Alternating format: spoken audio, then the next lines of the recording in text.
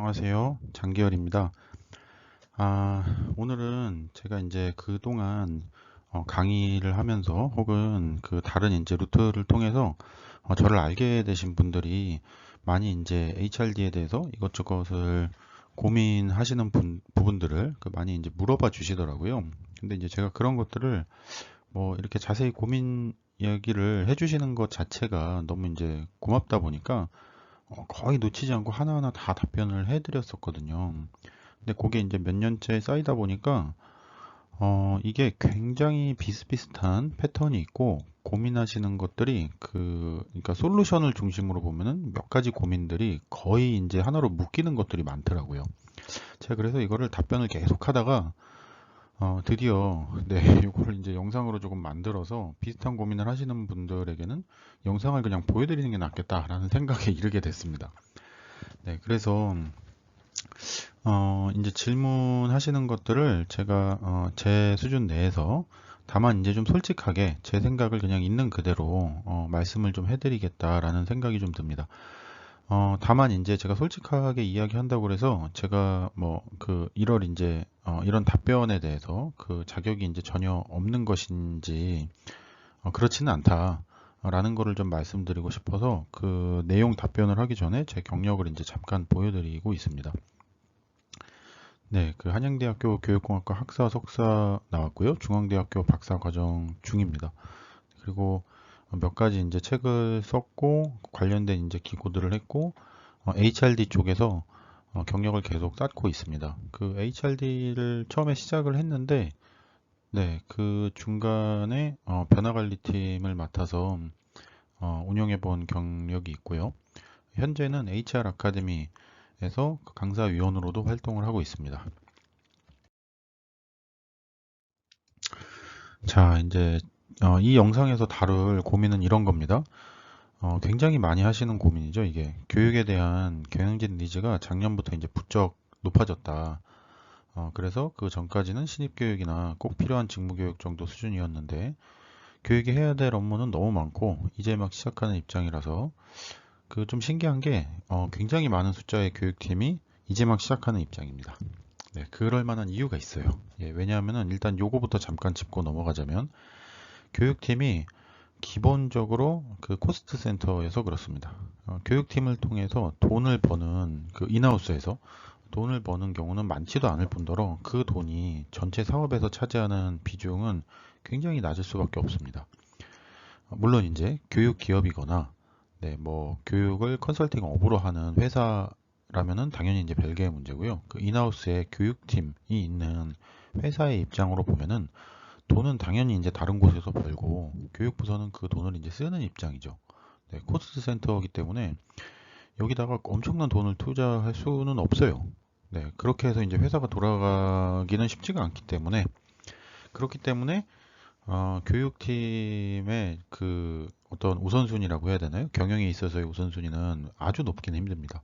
똑같은 돈이 있으면 마케팅이나 영업이나 생산에다가 돈을 투자해야지 그 같은 비중에 같은 그 우선순위로 교육팀에 투자할 수는 없습니다. 이건 너무 당연한 얘기이기 때문에 그렇기 때문에 교육이 해야 될 업무는 많은 반면에 항상 이제 막 시작하는 뭔가 새로 바뀌는 그 이제 교육에 조금 관심이 생긴 이런 경우들이 굉장히 많은 것 같아요.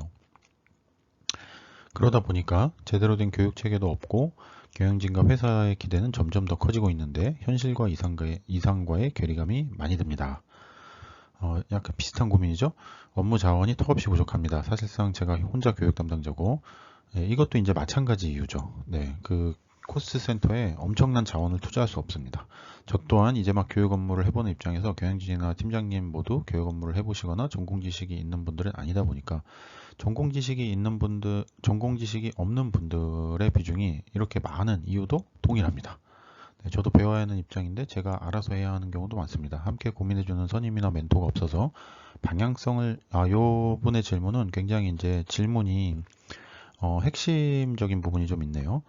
업무가 많아서도 힘들지만 방향성이 잘 안 정해져서 힘든 것이다 라는 것을 인지하고 계신 거죠. 방향성을 잘 정하지 못하다 보니 업무 부담이 더 큰 것 같습니다. 이런 고민이고요.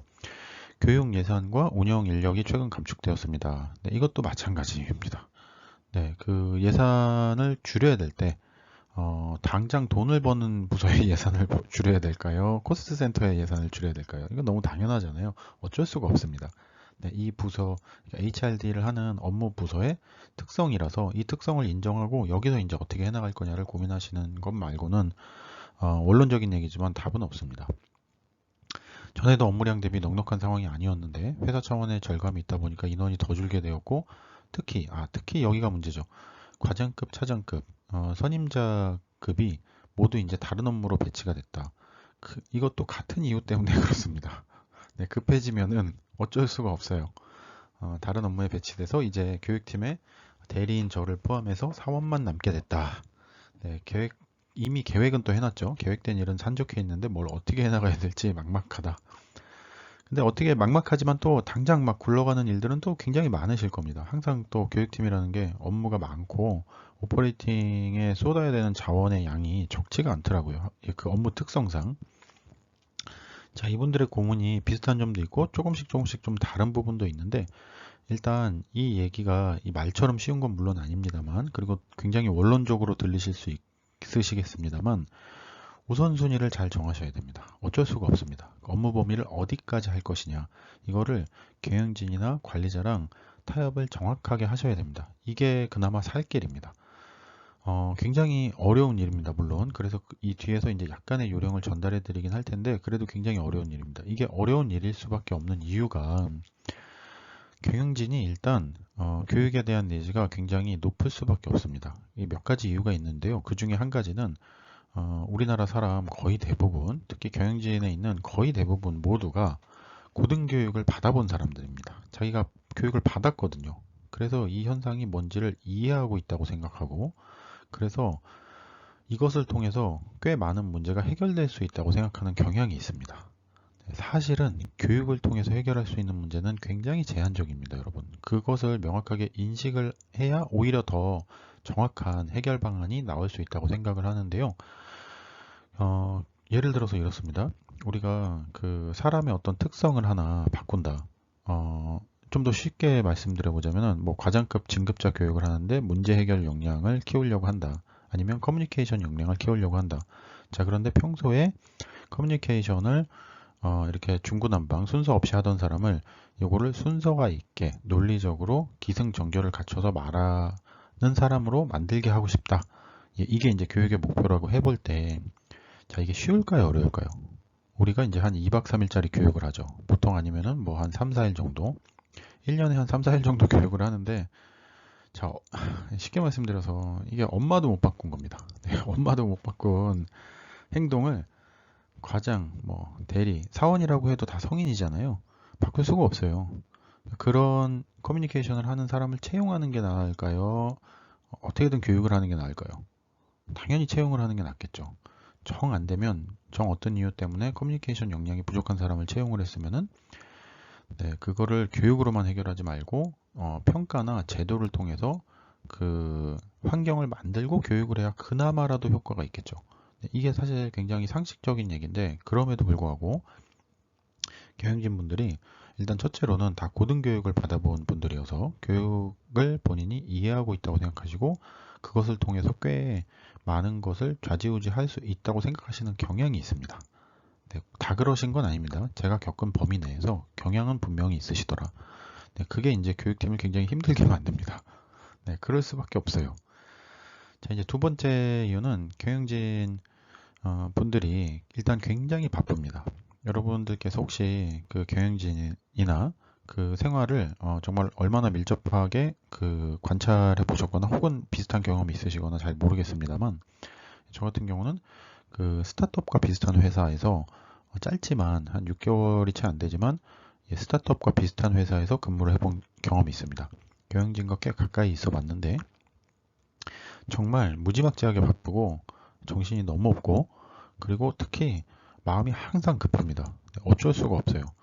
여러분 뭐 교육팀도 정말 바쁜 부서죠. 바쁘고 할 일이 많고 굉장히 일이 잘해요. 네, 직무가 굉장히 쉽지 않은데 그래도 경영진에 비하면은 천국에 사시는 거다. 뭐 이렇게까지 얘기할 수 있는 것 같습니다. 그만큼 바빠서 네, 그 교육팀이 얼마나 힘든지, 왜 힘든지, 그게 그리고 특히나 일이 잘고 많고 챙겨야 될 게 많아서 힘들다라고 하는 그 오퍼레이팅 상의 업무가 굉장히 자원을 많이 소모한다라는 것을 머리로는 혹시 간혹 조금씩이라도 이해하시는 분이 계실지 모르겠으나 깊이 알기 어렵습니다. 네, 여러분이 왜 힘든지, 교육팀이 왜 힘들어하는지 알 수 없어요. 예, 그래서 당연히 목표를 강하게 제시하시고 드라이브를 걸 수 있는 거죠. 오히려 거꾸로 보면. 자, 그렇기 때문에 살 길은 그거밖에 없습니다. 네, 우선순위를, 업무 범위를 명확하게 하시는 수밖에 없다.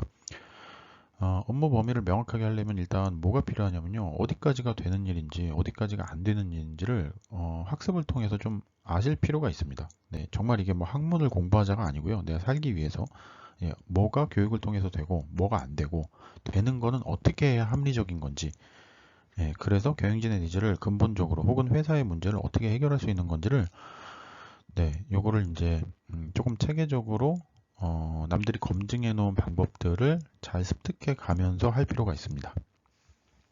또 한 가지는 이제 그러려면 파트너십이 좀 필요한데, 왜냐하면 경영진 니즈는 항상 우리가 할 수 있는 것 대비 하늘에 떠 있거든요. 네, 굉장히 이제 멀리가 있기 때문에 어느 경영진도 아무런 목표 없이 그 자리에 있을 수 없습니다. 어차피 임시 계약직이잖아요. 성과를 내야 되는 사람들입니다. 그렇기 때문에 그 목표 없이 아무런 개선에 대한 의견 없이 그 자리에 계속 있을 수가 어차피 없습니다.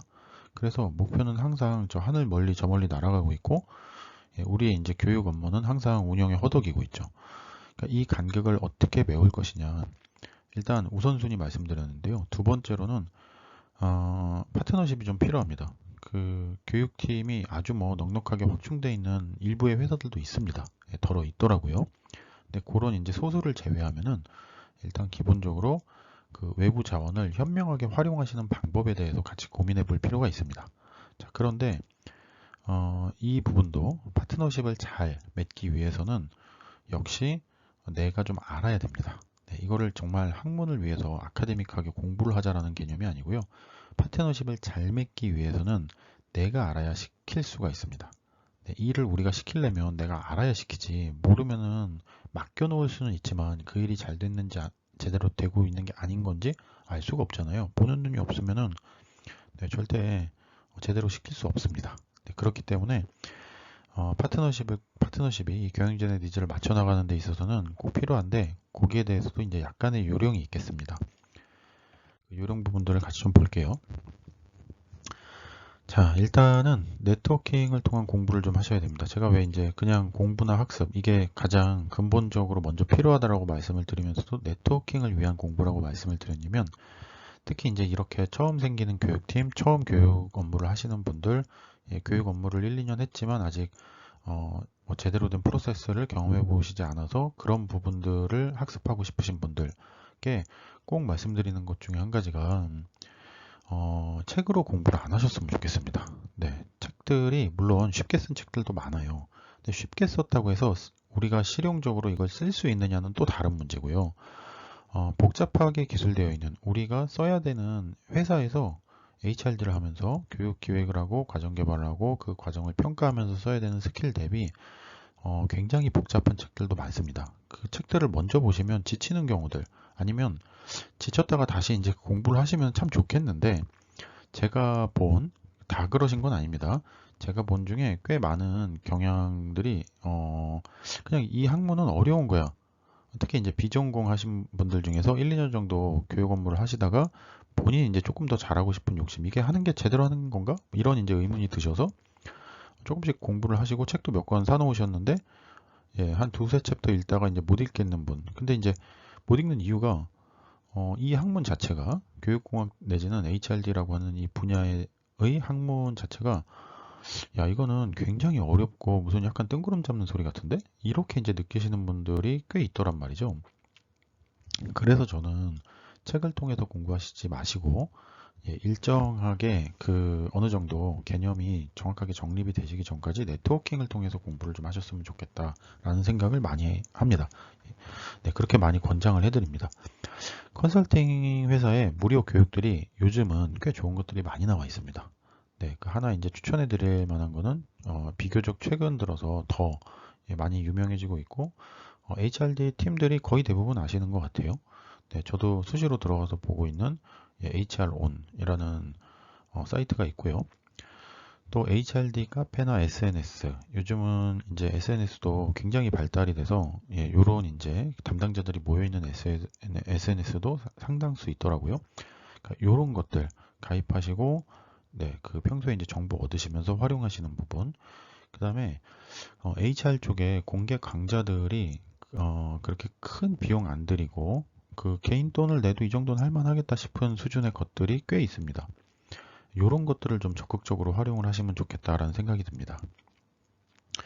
다만 이제 컨설팅 회사나 그 SNS나 이런 이제 그 네트워킹에서 얻을 수 있는 정보의 깊이가 양적으로 넓을지는 모르지만 이제 깊이가 좀 어느 정도 얕을 수는 있습니다. 그 일정하게 이제 보시다 보면 그렇게 더 배울 게 많지 않은데라는 느낌이 드실 때가 있을 수 있어요. 그럴 때 혹은 그 전에 공개 강좌들을 좀 잘 선별해서 들으시면은 확실히 도움이 좀 됩니다. HRD 쪽의 공개 강좌를 선별하는 데 있어서 뭐 정답은 없습니다만 몇 가지 팁을 전해드리고 싶은 게 일단 한 가지는 이론보다는요. 이론도 물론 필요합니다. 네, 그 뭐 교육과정 개발 모형이라든지 네, 그 평가와 이론이라든지 이런 것들 굉장히 필요한데 네, 그거는 이제 관심이 생기시고 어느 정도 본인이 이제 그 프레임이 쓰셔서 이 학문에 대해서도 그래 뭐 기본 골자는 이해했어라는 생각이 드실 때 차차 공부하셔도 절대 늦지 않습니다. 이론보다는 실무 사례 중심으로 된 실무를 얼마나 다루는지 혹은 실습이 얼마나 포함이 되어 있는지 이런 것들을 좀 중심으로 선별을 하시면 좋겠습니다. 커리큘럼을 보시면서 실습이 많다는 얘기는 적어도 내가 쓸 수 있는 것들을 포함하고 있다는 거고 쓸 수 있는 게 뭐인지를 잘 선별했다는 얘기는 되거든요. 그러니까 이론을 예를 들어서 1시간짜리를 강의를 하면 똑같은 그 1시간어치의 이론을 실습을 하려면 최소한 2시간에서 3시간이 걸립니다. 실습이 아무래도 당연히 뭔가를 해야 되니까 시간이 더 걸리잖아요.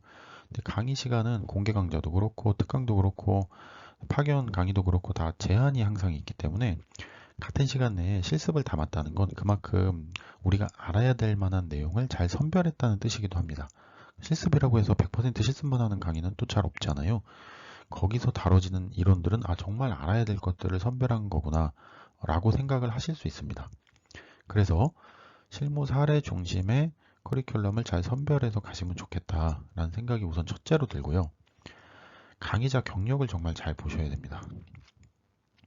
아카데믹하게 이제 이론만 하신 분들도 요즘은 이런 분들도 그 외부 강의나 그 사회 전반적으로 경험들을 많이 쌓으시면서 사례도 많이 접하시고 하시다 보니까 대상자에 맞게 쉽게 잘 설명을 해주시는 경우가 아주 많습니다.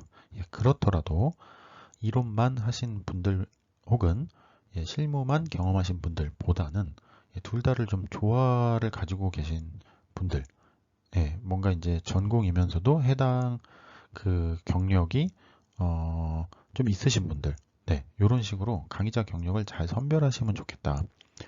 목적과 이제 구성이 매칭이 되어야 됩니다. 사실 이게 너무 당연하고도 중요한 얘기인데 본인이 내가 정말 한 4, 5년 정도 일을 해서 뭐 이론은 잘 모르지만 일은 다 할 수 있다. 네, 근데 이제 다시 지식적인 베이스가 좀 궁금하다. 그러면 굳이 실습할 필요 없잖아요. 이런 경우는 지식 습득이 목적이다. 그러면은 이론이 조금 더 베이스가 된 커리큘럼을 찾아가는 게 맞겠고, 근데 저는 이런 경우에서조차도 네, 어차피 이론이 들어가면은 끝이 없고요. 그리고 공개 강좌를 찾을 때 수준에서의 목적은 한 학기 커리큘럼, 뭐 학과 공부 이 정도를 하려는 게 아니기 때문에 이 경우에도 실무 사례가 어느 정도 포션이 있는 과정을 선별하셔야 훨씬 도움이 되실 거라고 봅니다. 여하튼 실무 적용을 하는 게 목적이다. 뭐 이론적인 깊이를 지금 당장 많이 공부할 수 없더라도 뭐 쉽게 말씀드려서 당장 쓸 수 있는 워크시트 몇 개만 정확하게 얻어와도 나는 만족한다라고 하면은 명확하게 실무 사례 중심으로 실습 중심으로 혹은 나는 케이스만 많이 배워와서 내가 하고 있는 일들을 다른 회사는 어떻게 하고 있는지 그게 궁금하다라고 하면은 정말 케이스 스터디 위주의 커리큘럼을 잘 고르셔야겠죠. 네, 이런 식으로 공개 강좌를 조금 잘 선별해서 다니시면 분명히 좀 도움이 된다. 우선순위를 그래서 이제 결론적으로는 첫째로는 우선순위를 그 선별을 잘 해야 되는데 이게 우선순위라고 제가 표현을 해놨지만은 결국은 이제 경영진과의 타협이죠. 내가 어디까지 일을 하겠다. MBO를 우선 적극적으로 활용을 하셔야 됩니다. 아무리 회사가 네, 뭐 회사에 따라서 주먹구구인 조금 경영이 주먹구구식인 경우도 있고 정확하게 체계에 맞춰서 돌아가는 경우도 있지만 그래도 이제 연초에 MBO 또는 연초에 어떤 목표 계획을 잡으면 그게 이제 문서화는 최소 되잖아요. 대부분의 회사에서. 문서화가 되면 사람이 근거가 생깁니다. 내가 여기까지 하겠다라고 한 근거가 되는 거잖아요. 그래서 그것을 넘어가는 일을 할 때는 적어도 더 많은 어떤 자원이나 요구를 할 수 있게 됩니다. 기한을 늘려달라든지 최소한 그런 요구를 경영진에게 할 수 있는 근거는 되기 때문에 MBO를 적극적으로 활용하실 필요가 있습니다. 너무 말도 안 되는 그 목표를 과하게 잡아놓으면은 경영진이 아니라 본인이 본인 그 목을 조르는 게 되는 거죠. 그런데 이게 과한 목표인지 1, 2년 내에 달성이 되는 건지 안 되는 건지 그 부분에 대해서 감이 없다면 역시 다시 네트워킹을 통한 공부부터 우리가 좀 차분히 쌓아나갈 필요가 있습니다. 자, 또 한 가지는 교육 로드맵과 체계의 수립 보완이라고 썼는데 일단 교육에 대한 로드맵이 좀 있어야 됩니다. 일단 경영진이 좀 가끔 교육팀에 대해서 답답해하는 이유 중에 한 가지가 모든 경영진이나 모든 교육팀이 그런 건 아닙니다만 이유 중에 한 가지가 그 한 가지의 교육을 보면은 사실 성과가 경영진 입장에서의 성과가 엄청나게 크지 않습니다. 예, 그럴 수 없어요. 예를 들어서 마케팅을 했다, 영업을 했다, 그래서 돈을 벌어왔다라고 하면 성과가 뭔지 명확하잖아요. 그리고 그 크기가 제법 큰 경우, 작은 경우도 있고. 그런데 교육은 어떤 교육을 어떻게 해도 굉장한 성과가 있어서 회사의 판을 뒤집었다. 이런 경우는 정말 흔하지 않습니다. 그렇기 때문에 경영진 입장에서는 한 가지 교육을 보고를 받아도 이 다음 프로세스가 궁금하고 이 다음에 전체적으로 교육을 통해서 뭐가 바뀌는 건지 그 큰 그림이 궁금할 수밖에 없습니다.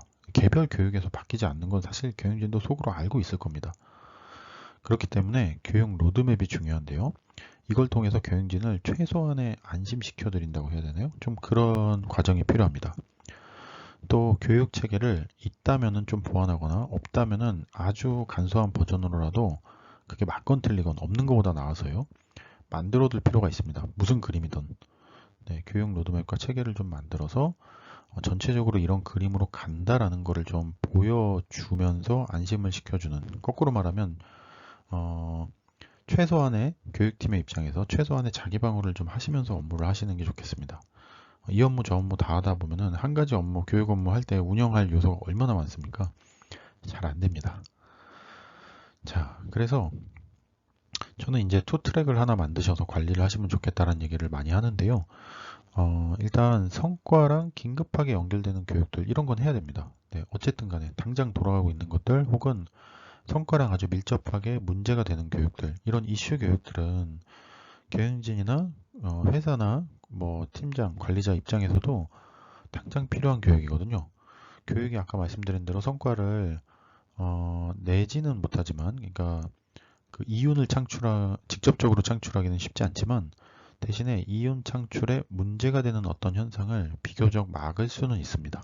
예를 들어서 생산 품질 현장에서 이물질이 발견됐는데 그게 업무 프로세스를 ABCD가 있으면은 그게 B랑 C가 순서가 바뀌어서 이런 문제가 있더라. 그럼 그건 빨리 다시 교육을 하면은 비교적 잡을 수 있잖아요. 그러니까 성과 연결 정도에 따라서 긴급한 업무는 일단 해야 됩니다. 예, 이게 이제 교육팀의 존재 이유를 증명하는 것이 되기도 하기 때문에 요거는 계속 해나가고요. 이제 원 트랙은 긴급한 이슈 교육들, 성과랑 연결이 되는 하나의 트랙은 로드맵이나 체계 같은 근본적인 이 백본들을 강화하는 데 써야 됩니다. 물론 이게 이렇게 투 트랙으로 나눌 자원 자체가 없는데요. 지금 혼자서 다 하고 다른 업무도 하고 있는데요. 네, 뭐 딱히 방법은 없습니다. 네. 그 정이 안 되면 예, 성과 투 트랙을 하나를 만들어서 하나는 이제 본인이 하고 하나는 외부 협업을 구하든지 하여튼 어떤 방법을 찾던 네, 이 트랙이 최소 두 개가 있고 하나는 그 백본이 계속 강화되는 쪽을 신경을 쓰셔야 됩니다. 그걸 안 하면 몇 년이 지나도 계속 똑같습니다. 네. 계속 바쁜 게 똑같은 상태고 금방 생각보다 빨리, 일단 제일 중요한 점은 이건데요. 매너리즘에 빠지기가 그렇게 쉽습니다. 물론 다른 업무도 그렇습니다만, 교육 업무가 특성이 처음 말씀드린 대로 아마 다들 아시겠지만, 운영상의 이제 힘든 부분들, 챙겨야 될 것들이 너무 많고요. 네, 그 굉장히 업무가 자잘한 부분들이 상당히 있습니다. 그러다 보니까, 예, 이게 쉽게 매너리즘에 빠질 수 있다라는 거죠. 아무리 이 일을 좋아해도. 네. 그래서 이렇게 이제 최소한의 투 트랙을 만들어서 그 백본을 계속 강화하는 쪽에 신경을 쓰셔야 예, 그 너도 살고 나도 산다 뭐 이런 거죠. 어, 그리고 이게 또 중요한데 그 여러 가지 이제 이 일이 있을 때 뭐가 우선순위냐. 물론 이제 경영진이 엄청나게 드라이브를 걸고 뭐 예, 이번 달에 이 교육 안 끝내면은 진짜 뭐 네, 정말 뭐 많이 드라이브를 걸고 이런다고 했을 때 뭐 안 할 수 있는 방법은 없어요. 직장인 이상. 그러나 그 와중에도 조금 요령이 쌓인다면 사실은 회사에게 중요한 일을 하는 것도 물론 좋습니다. 그렇지만 내 입장에서 경력적 가치가 높은 일을 선별하셔서 그쪽에다가 조금이라도 더 자원을 투입하시는 게 좋습니다. 이게 내 경력을 위해서도 좋고요.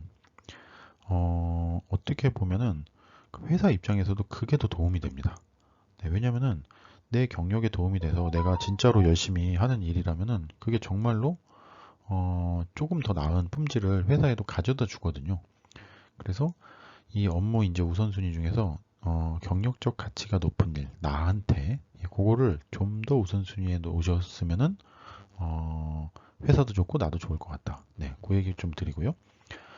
파트너십이 있습니다. 자, 이제 외부 파트너십을 먼저 어, 조금 활용을 하시긴 하셔야 됩니다. 왜냐하면 경영진의 니즈가 아까 말씀드린 대로 저 하늘을 날아가고 있기 때문에 예, 우리는 외부 파트너십을 어느 정도 좀 활용을 안 하고 할 수는 없어요. 네, 어떻게 잘할 거냐의 문제지. 요거 이제 외부 파트너십이 전혀 없이 우리 회사에 이제 교육부서 예산이 워낙 적어서 전혀 이것을 활용할 수가 없다. 그러면 정말 우선순위를 진짜 잘 선정해서 예, 몇 가지만 일을 해야 됩니다. 또 그게 안 되잖아요. 그러니까 천천히라도 파트너십을 만들면서 일을 다 해야지 그 경영진의 니즈를 내가 다 쫓아가 교육팀이 혹은 인사팀의 교육 담당이어서 심지어는 교육 업무를 병행하시면서 이걸 다 쫓아간다? 되지가 않습니다. 네, 불가능한 얘기입니다. 그렇다고 경영진을 설득해서 니즈를 낮출 수 있느냐? 그것도 안 돼요. 그게 되는 경영진이면 그 자리에 안 있을 겁니다. 네, 그렇기 때문에 명확하게 그 파트너십을 어떻게 잘 맺어갈 거냐를 고민하시는 게 훨씬 낫다. 파트너십의 종류는 컨설팅사가 있고요. 컨설팅사도 이제 크게 나눌 수가 있겠습니다. 뭐 글로벌 사나 좀 업계 선두라든지 이런 좀 컨설팅사 중에서도 약간 규모가 있는 대기업, 인지도가 있는 곳들이 있고요. 뭐 인지도는 있어도 규모가 작다든지 이런 식으로 조금 약간 컨설팅사 중에서도 몇 명 정도가 모여서 운영하고 있다든지 이런 경우들이 있습니다.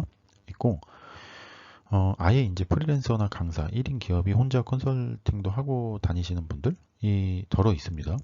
그리고 외부사의 교육 담당자들도 우리가 이제 파트너로 가져갈 수 있죠. 계속 이제 네트워킹을 쌓을 수 있죠. 자, 이런 이제 특성이 있는데, 이런 종류가 있는데, 네, 그 관계를 어떻게 하면 이제 잘 맺어갈 거냐. 일단 첫째로 말씀드리고 싶은 거는요, 그 요령에 대해서 첫째로 말씀드리고 싶은 부분은 장기적인 관계가 좀 필요합니다. 왜냐하면 파트너사가 아마 그런 경험이 있으실 수 있습니다. 그 외부 이제 파트너사랑 교육 컨설팅 회사랑 같이 일을 했는데 뭔가 나보다 뭔가를 많이 알거나 전문성이 있어 보이기는 하는데 내 회사에 대해서는 당연히 모르더라. 그거 당연한 거지 않습니까? 네, 우리가 이제 그 회사를 모르듯이 그 컨설팅사에서도 우리 회사를 나만큼 당연히 모릅니다. 예, 그런데 문제 해결은 컨설팅사가 가지고 있는 어떤 프로세스나 이론에 의해서도 일어날 수 있지만 사실은 우리 회사 문제는 근본적으로는 우리 회사에서 해결이 돼야 되거든요. 네, 내가 알고 있는 정보 내에서 이 문제 해결의 단초가 있을 수 있기 때문에 가장 이상적인 건 외부 파트너사가 우리 회사를 잘 이해하는 것입니다. 네, 그런데 문제는 한두 번의 그 파트너십으로는 회사를 깊이 이해할 수 없어요. 네, 그건 좀 어렵습니다. 어쨌든 파트너사도 일을 왜 하는 거냐면 돈을 벌기 위해서 하는 거기 때문에 네, 그 한두 번에 프로젝트나 파트너십만으로 해당 회사를 완벽하게 이해하거나 나만큼 이해하기는 정말 쉽지 않습니다. 내부 교육 담당자만큼. 장기적인 관계 좀 필요하고요. 그다음에 목적에 맞는 파트너십. 요거는 예를 들어서 이렇습니다. 컨설팅사를 활용하는 우리가 큰 이유 중에 하나가 내부적으로 다른 부서 혹은 경영진에 대해서 설득을 할 수 있는 근거를 만들기 위해서 외부 컨설팅사 좀 더 객관적이고 전문적이니까요.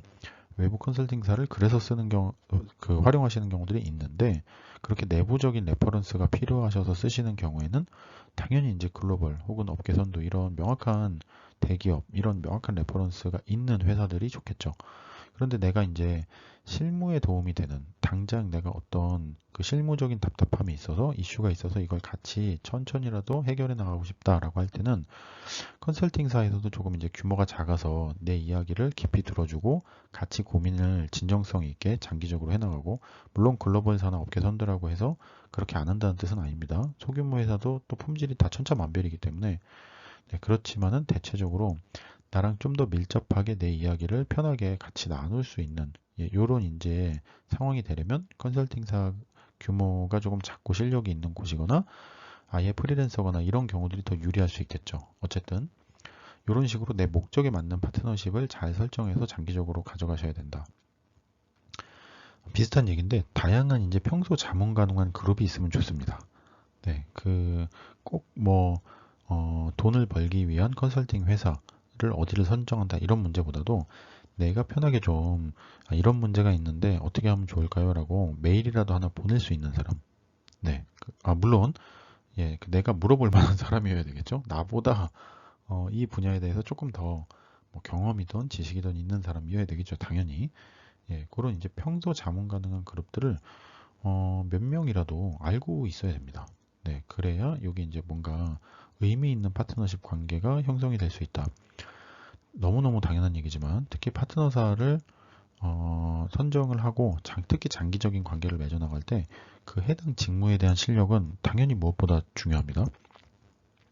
여기서 하나 꼭 그 팁을 드리고 싶은 게 해당 파트너사, 컨설팅사 혹은 그 회사에 어떤 대표나 경영진이 있을 거지 않습니까? 뭐 대표 컨설턴트들이나 경영진에 해당되는 말하자면 소위 그 컨설팅사에서도 리더 그룹이 있을 텐데 그분들의 이력은 정말 꼭 한번 보실 필요가 있습니다.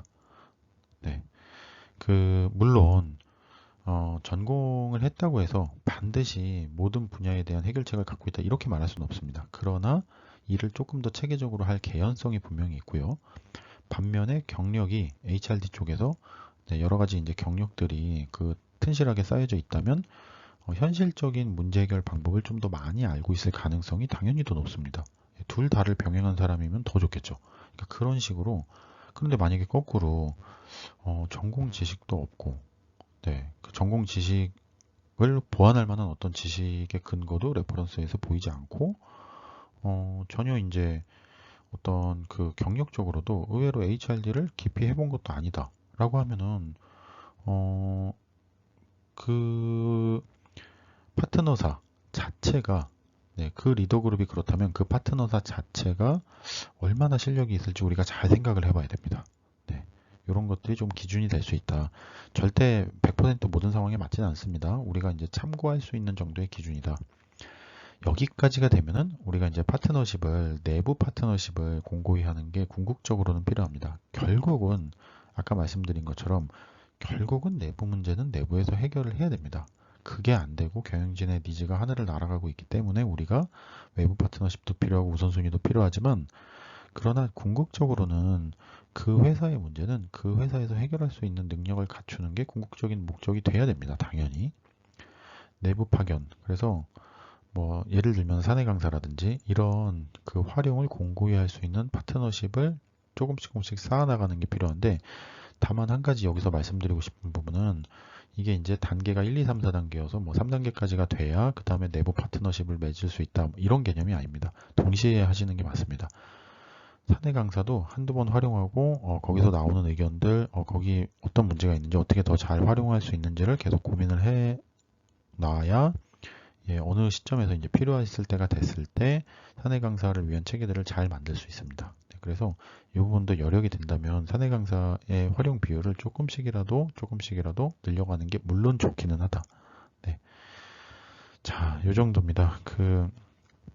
경영진 니즈와 업무량이 항상 많죠. 네, 적은 회사는 저는 정말 잘 보지 못했습니다. 그리고 선임 멘토가 없는 경우가 많죠. 교육부서가 핵심 부서가 아니기 때문에 어쩔 수 없습니다. 방향이 잘 정해지지 않으면 업무를 이렇게 했다가 다시 하기도 하고 하면서도 보람을 못 느끼기가 쉽고 매너리즘에 빠지기가 쉽고 이러기가 참 쉽습니다. 내부에 답이 없다면 밖에서 좀 찾으셔야 되고요. 찾는 방법들에 대해서 조금 요령이라고 할 만한 것들을 같이 전달해 드렸습니다. 기타 보시면서 우리 회사에서는 뭐 맞는 말인 것 같기도 하지만 우리 회사 상황은 좀 다른데요 라든지 듣고 보니까 맞는 말인 것 같은데 조금 더 이런 부분이 궁금하다든지 기타 추가 질문이나 문의가 있으시면 요 보이시는 메일 주소로 주시면 성심성의껏 답변해 드리겠습니다. 감사드립니다.